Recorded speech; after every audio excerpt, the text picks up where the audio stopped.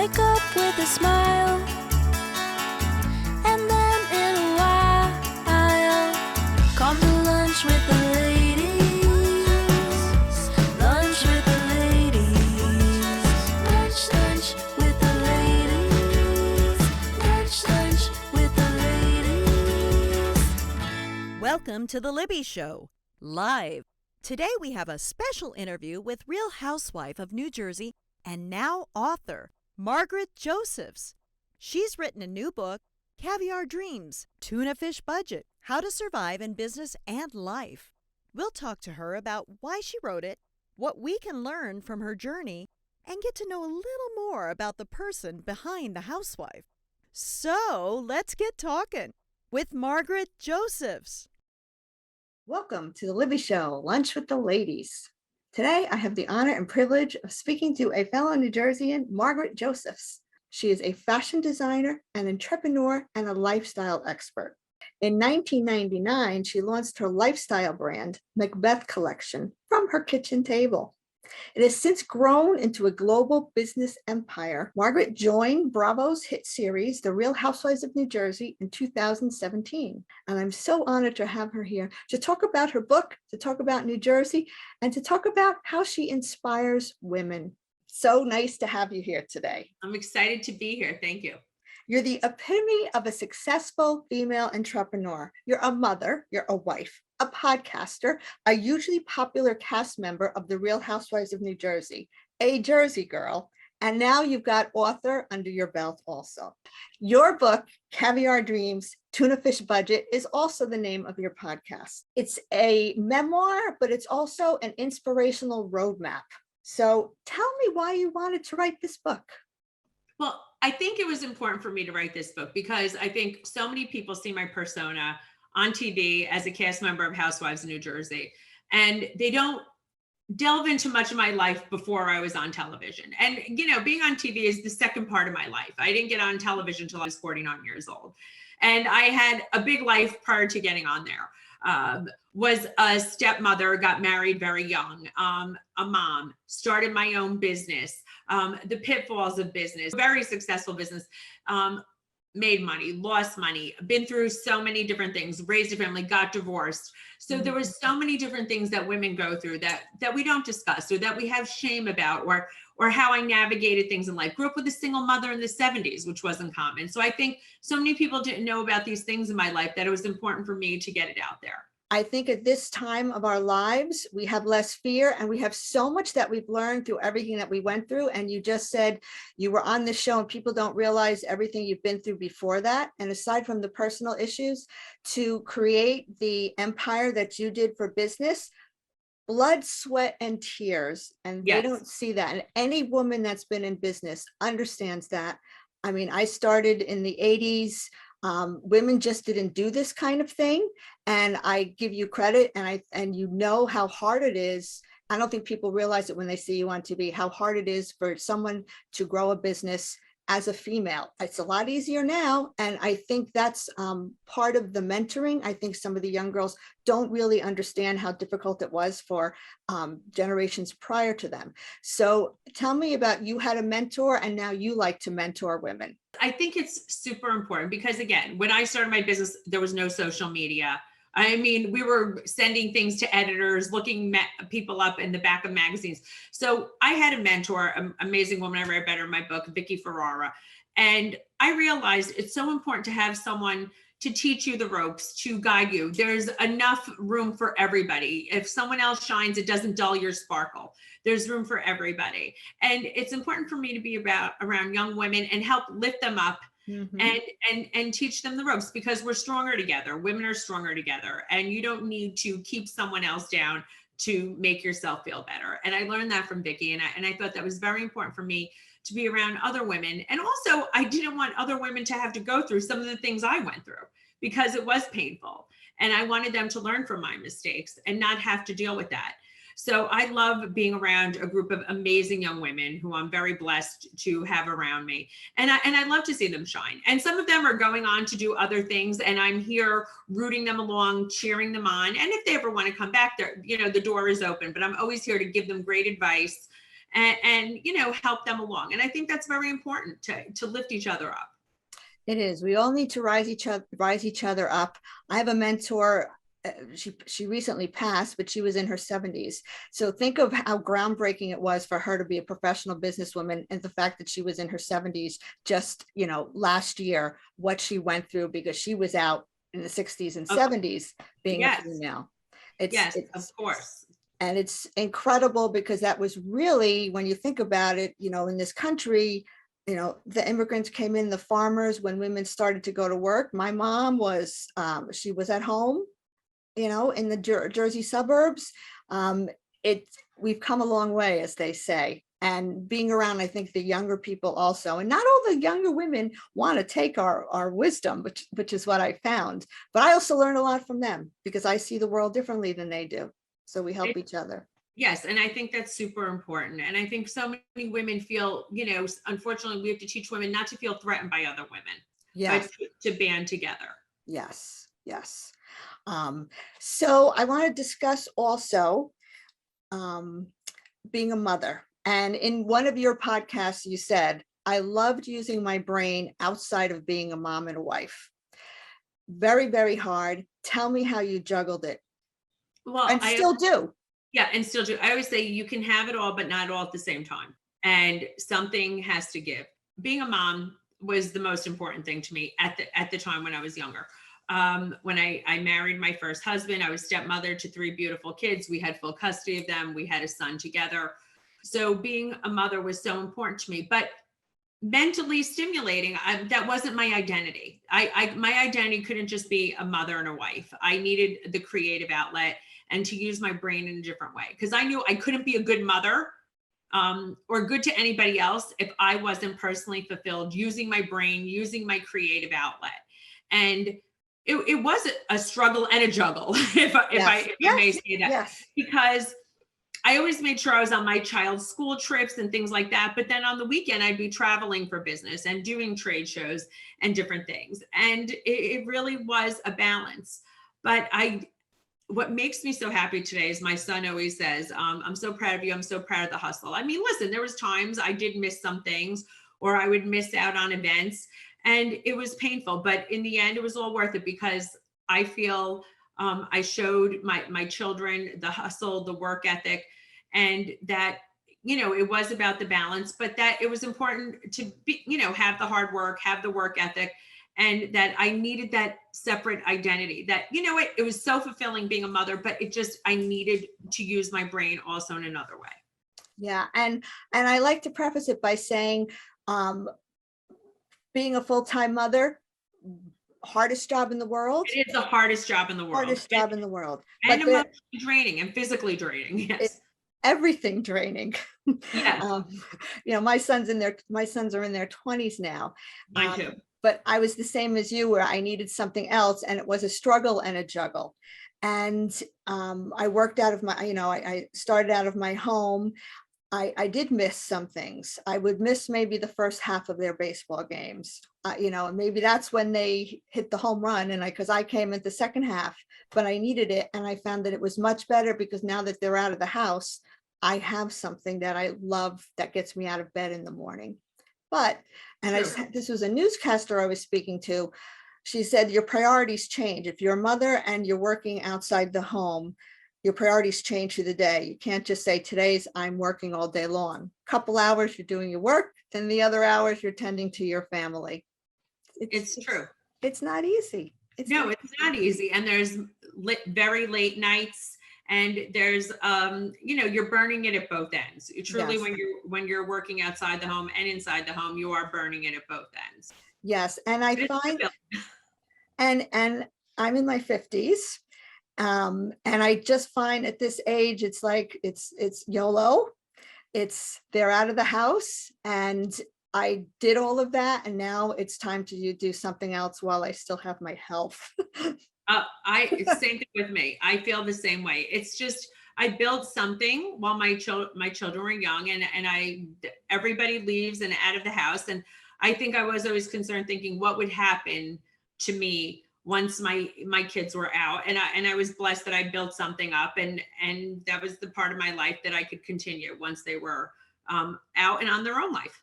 Yes. And keeps you going, keeps you Yes. healthy, I And think. keeps you youthful. Yes. It does. My mother still works. My mother's 75 years old and still goes to work every day. Your mother's amazing.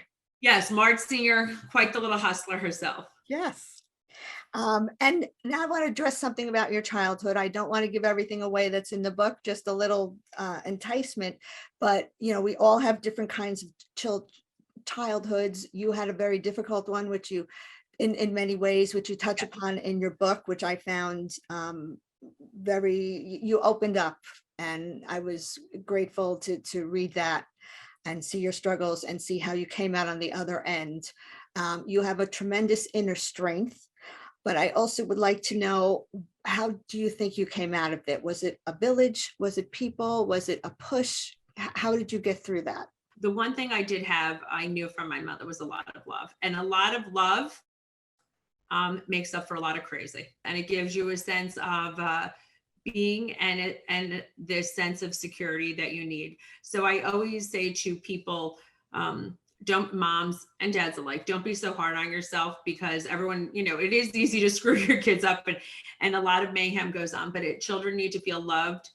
And I think that makes up for a lot. And it gave me the inner strength to go on. That was one thing my mother did, was never always tell me I could be anything I wanted to be, never squashed one dream, and really pushed me along to say that I could do whatever I wanted to do. And I always knew I was loved, regardless of everything that was going on around us.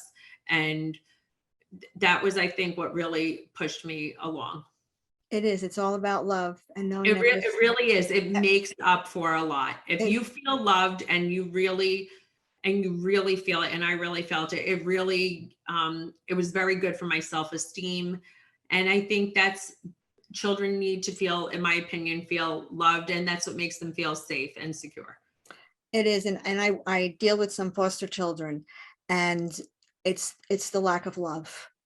That's what the lack of love, the lack of a stable figure, someone to turn to, someone to rise them up. And it's funny, you said your mother said that you can be all you can be. My mother also said that too, back in the 70s. I remember her telling me, yes, you can be everything you can be.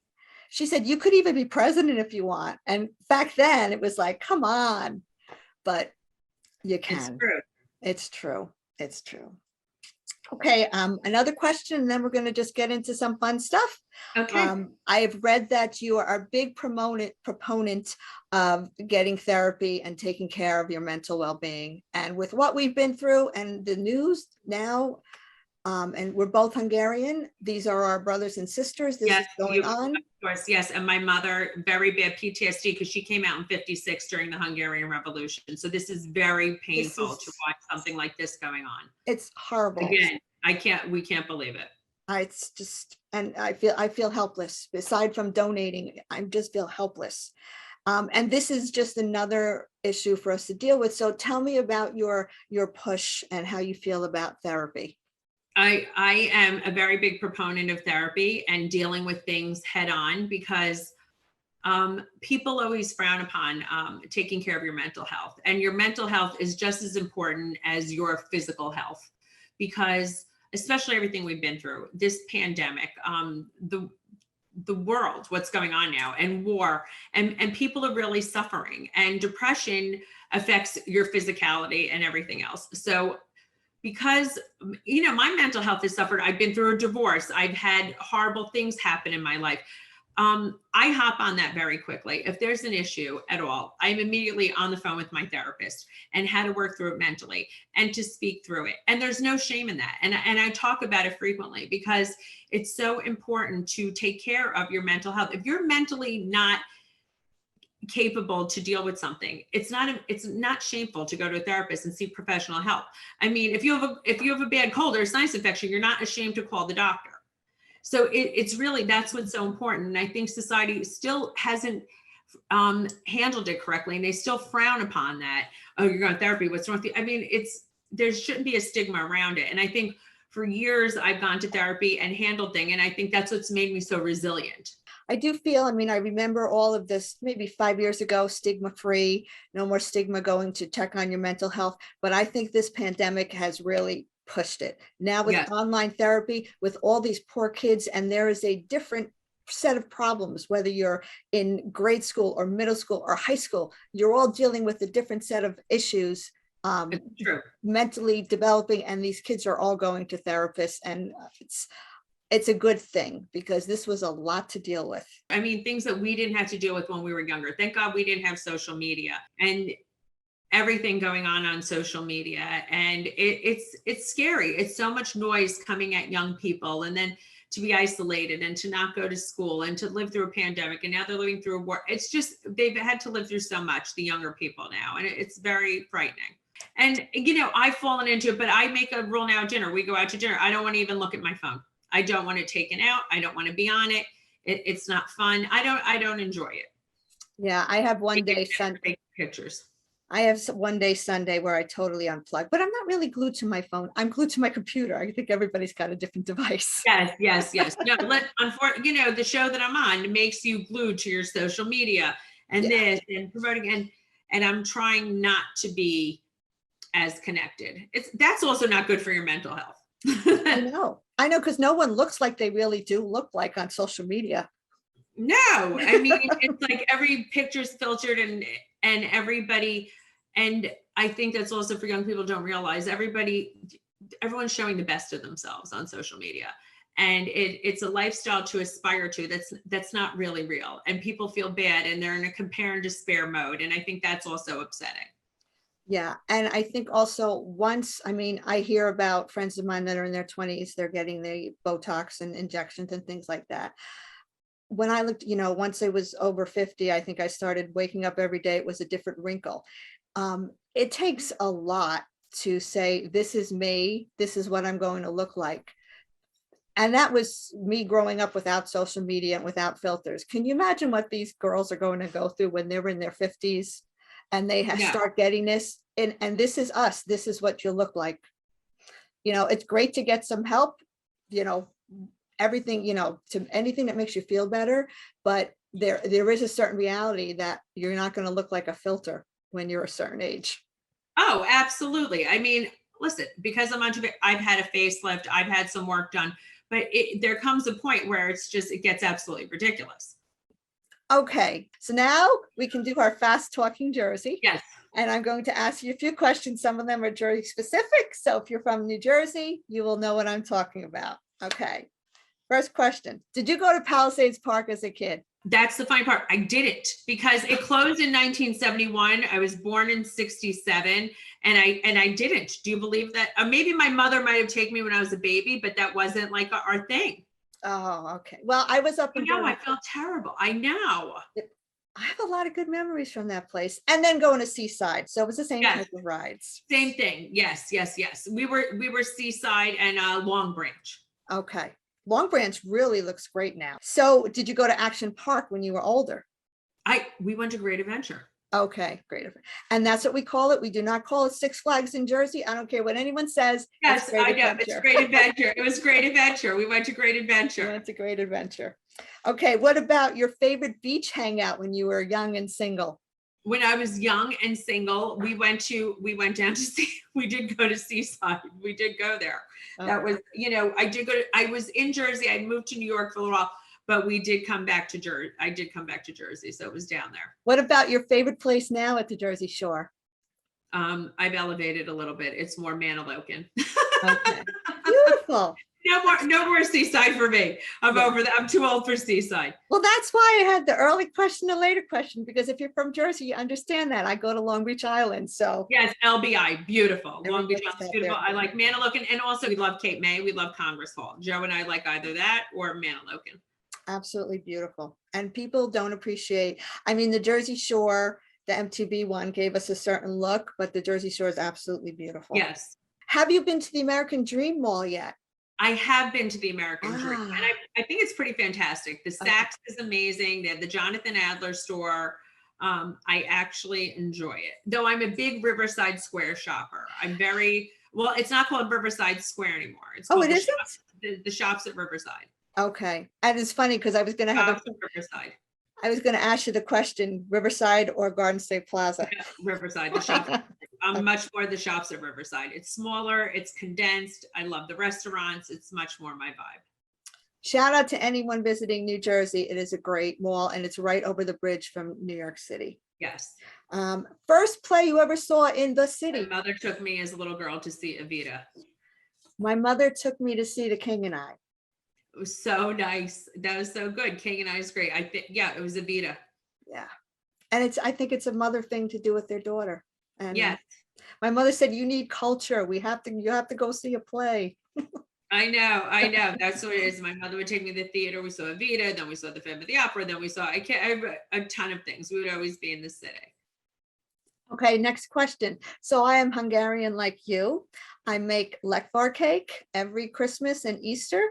I also make kapusta testa, and I was wondering what your favorite Hungarian foods I do were. like kapusta testa, but believe it or not, my grandmother used to make retash with me. You know, the retash, we'd roll it out. It was like that pastry. Three things. I love langosh. You know what langosh is? Like that No. fried dough, that langosh. It's almost like a fried dough. My grandmother and I used to make it. It Oh, was yeah, great. yeah. We do powdered sugar with like garlic on it. Or listen, we were big chicken paprikash. Okay. Very big chicken paprikash. But I do love that. I love lekvar. I mean, that's the prune butter, right? The prune Yes, butter. yeah. The prune butter, the lekvar cake. Yes, so good. Yeah.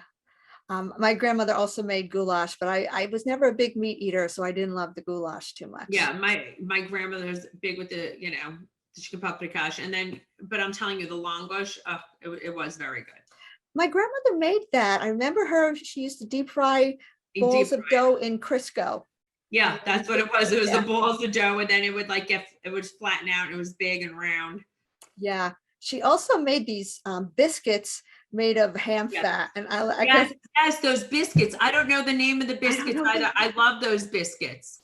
I don't know. I just couldn't. They were very good. They were very good. Very tasty. And my grandfather still lived till he was 92 eating those. Yes. I mean, everything was fried in bacon fat as well. Yes. Yes. I mean, every morning I'd have scrambled eggs in bacon fat. That's what my grandmother would bake me. Everything was very fattening. It was, but I think they balanced it out with fruits and lots of exercise, which we don't. Yes. We have to do lots of walks. My grandparents would always take a walk every night. We did a lot of running around and things like that. Yeah. My grandmother used to walk to the supermarket every day. That was, because it had to be something fresh. She had to buy it fresh all the time. It's true. So, okay. I'll always love chatting with the fellow Hungarian. Yes. So there's not a lot of us around. We have to stick together, the Hungarians. Definitely. Just tell me now, what shows have you been binging? Oh my God. We just finished all the seasons of Yellowstone. Did you watch Yellowstone? I didn't watch that one. Must watch it. Magnificent. We loved Yellowstone, Joe and I. We finished Ozark. Did you watch Ozark? Didn't watch that one. Oh my God. I'm like, oh my God. I'm like watching. We finished Ozark, Yellowstone. We finished Succession. We finished, obviously I watched my own show because I'm crazy and I need to watch it. And I was like, I'm watching my own show. I'm trying to think what else. I'm just about to watch Inventing Anna. Okay. What are you watching? I just started Inventing Anna. I was hooked on Bridgerton, which is coming out soon. Yes. Oh, is it coming back? Yeah, we watched Bridgerton. I watched the whole thing of Bridgerton. Severance, I just started. It's on Okay. Apple TV. Okay. I'll have to check it out. The Gilded Age. Oh, yes. Everyone liked The Gilded Age. I will watch it. Oh, and Marvelous Mrs. Maisel just came back. I'm caught up on that. Are you watching it? I'm only on like the 4th episode of the current season. Yes. So 5 and 6 came out last Friday and I watched that. Joe and I had watched that last night. I love that.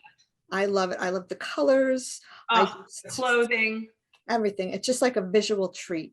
Yeah, I feel the same way. We watched 2 episodes last night. What about movies? What kind of movies do you like?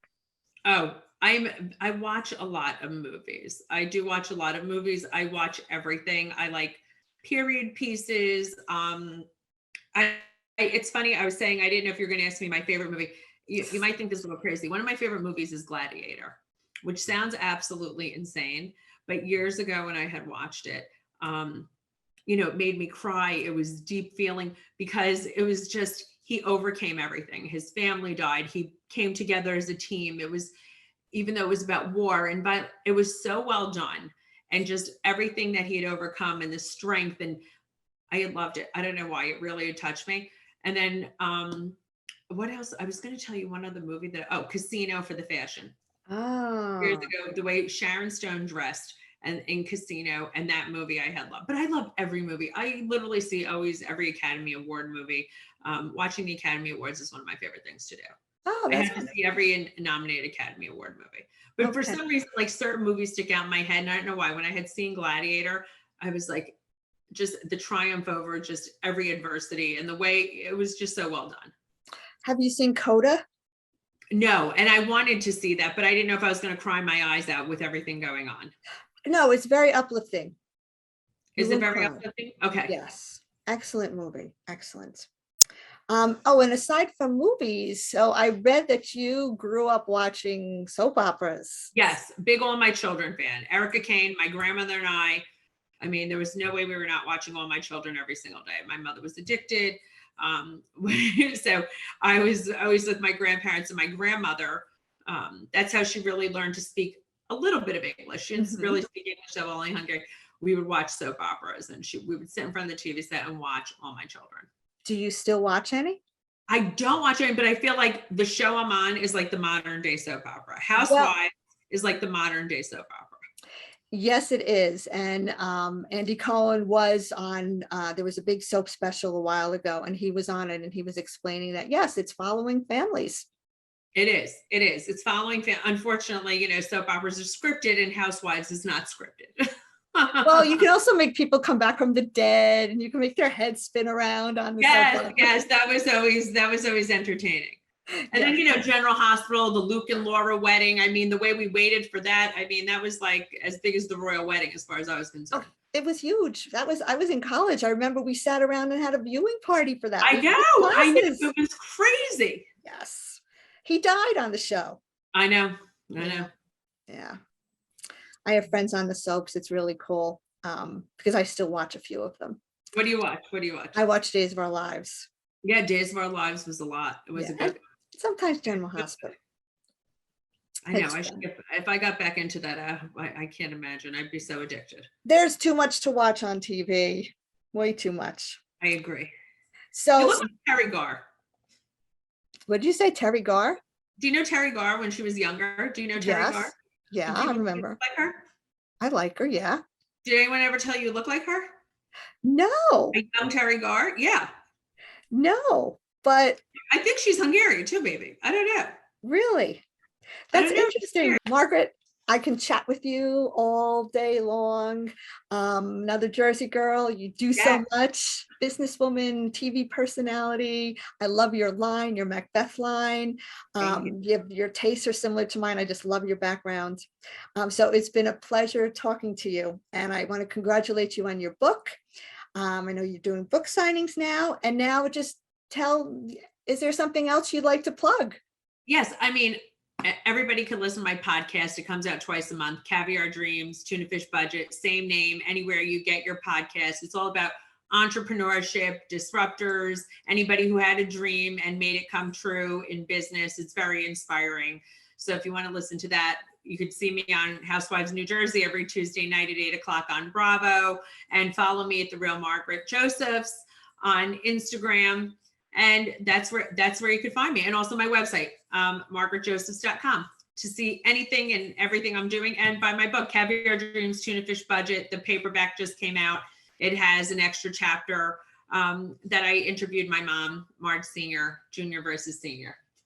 Well, it was a pleasure chatting with you, and best of luck in everything. And I hope that everyone listening got to know a little bit about the real Margaret Josephs. Oh, thank you so much, Zuzika. It was so great. It was so great meeting you. Thank you. Wake up with a smile.